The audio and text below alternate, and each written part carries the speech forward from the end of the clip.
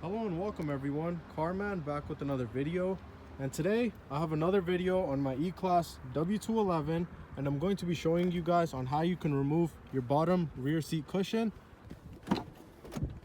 So first thing you want to make sure is there's nothing on the seat, and then we're going to reach down here and there's an indent.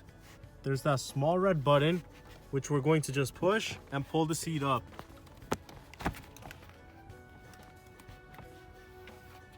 Just like so, half the seat's lifted. I'm going to do the same on the other side. Just like that, the seat's completely lifted. And now you could just pull the seat out. And here are the buttons in the corner I was talking about. You push them and it releases the latch and you can lift the seat out.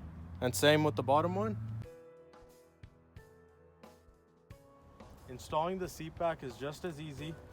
We're going to put it right back in place.